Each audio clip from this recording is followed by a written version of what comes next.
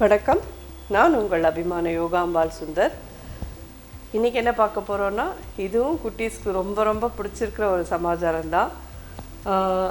ப்ரெட்டில் தவா பீஸா, தவாவில் வச்சு ப்ரெட்டில் எப்படி பீஸா பண்ணுறது அப்படின்றத பார்க்கலாம்.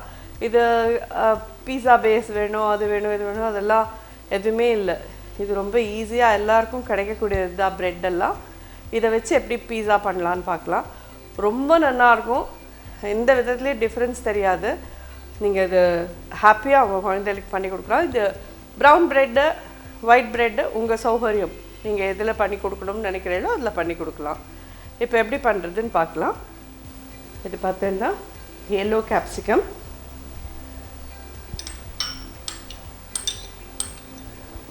உங்களுக்கு எது கிடைக்கிறதோ அதை நீங்கள் யூஸ் பண்ணிக்கலாம். டொமேட்டோ, நல்ல பொடியாக நறுக்கின ஆனியன்,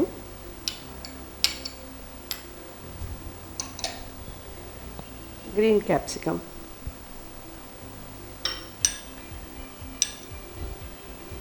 இது எல்லாமே போட்டாச்சு. இது என்னென்னா டொமேட்டோ சாஸ். உங்களுக்கு எந்த பிராண்ட் கிடைச்சாலும் ஓகே, ஒரு டொமேட்டோ சாஸ் வாங்கிக்கோங்க. அதில் மிக்ஸ்டு ஹர்ப்ஸ் அப்படின்னு கிடைக்கும் கடையிலேயே. இதுதான் அந்த மிக்ஸ்டு ஹர்ப். நான் ஸ்பூனில் எடுத்து காமிக்கிறேன். மிக்ஸ்டு ஹர்ப் இதுதான். இதில் ஒரு ஸ்பூன் போடலாம்.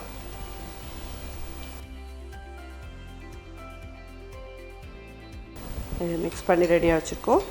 இது இந்த மொசரெல்லா சீஸ், இதை வந்து நல்லா சீஸை கிரேட் பண்ணி வச்சுருக்கேன் இந்த மாதிரி பொடியாக. இதை வந்து கொஞ்சம் லைட்டாக உப்பு போட்டு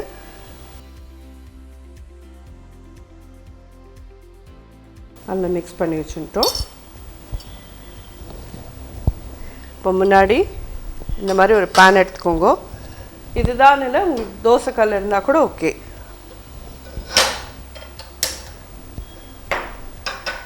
இதை சின்னதாக்கிக்கோங்க.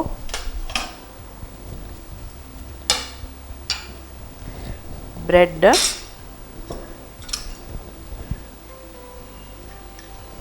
பின்னாடி பட்டர் தடவிடுவோம்.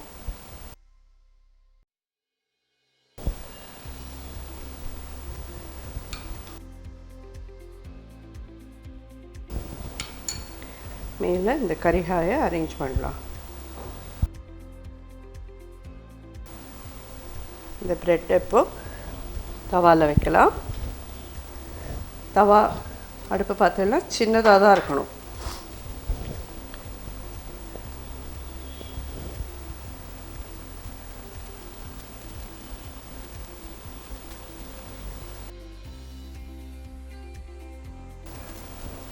ஃபுல்லாக கவர் பண்ணிவிடுங்க.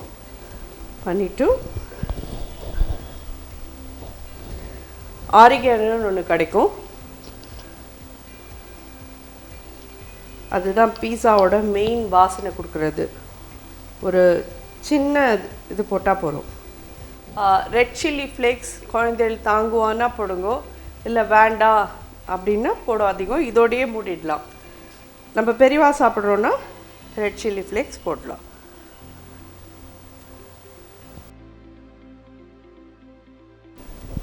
இது அப்படியே மூடி வச்சுருவோம். உங்களுக்கே தெரியும் இது கிளாஸில் தான் இருக்குது. நல்லா அந்த சீஸ் எல்லாம் மெல்ட் ஆகி எப்படி பீஸாவில் மேலே ஒட்டின்னு இருக்குமோ அந்த மாதிரி ஒட்டின்றோம். அப்போ தான் அது ஆயிருக்குன்னு அர்த்தம். நம்ம அது வரைக்கும் வெயிட் பண்ணலாம்.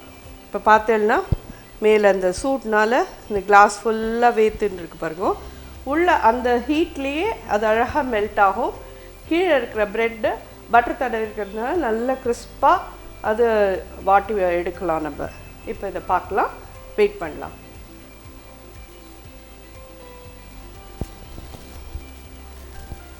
ஜம்முன்னு ரெடி எடுத்து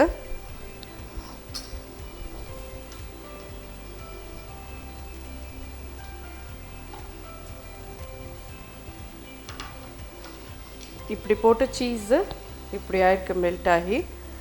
இதை வந்து நீங்கள் ஒரு தடவையும் இந்த மாதிரி க்ளீன் பண்ணிக்கோங்க.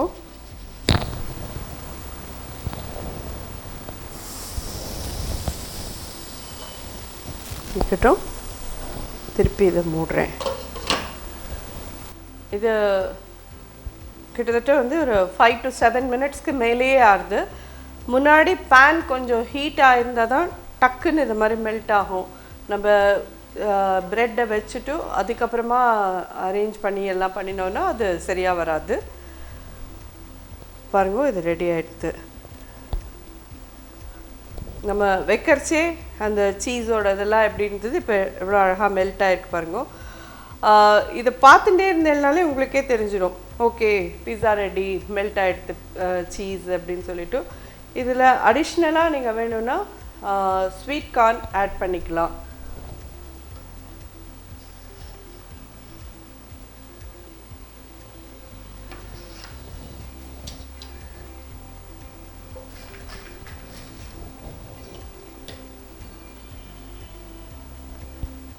ரெடி. பட் உங்களோட டைமிங் பார்த்துக்கோங்க. தவா ஹீட்டாக இருக்கணுமே ஒழிய ரொம்ப ஹீட்டாக இருக்கக்கூடாது. நம்பர் 1. நம்பர் 2, மெல்லி ஸ்லைஸாக இருந்ததுன்னா சீக்கிரம் தீஞ்சு போயிடும். கொஞ்சம் தடி ஸ்லைஸாக இருக்கிறது, பேக்கரியில் கிடைக்கிற ப்ரெட்லாம் கொஞ்சம் வந்து தடியாக இருக்கும். அந்த மாதிரி ப்ரெட்டாக நீங்கள் வாங்கிக்கோங்க ப்ளீஸ். இதில் கார்ன் வேணாலும் யூஸ் பண்ணிக்கலாம். குழந்தைகளுக்கு கார்னும் ரொம்ப பிடிக்கும். எல்லோரும் ட்ரை பண்ணி பார்த்துட்டு உங்கள் குழந்தைகள் எப்படி என்ஜாய் பண்ணான்னு எனக்கு சொல்லுங்கள். தேங்க்யூ. நன்றி. வணக்கம்.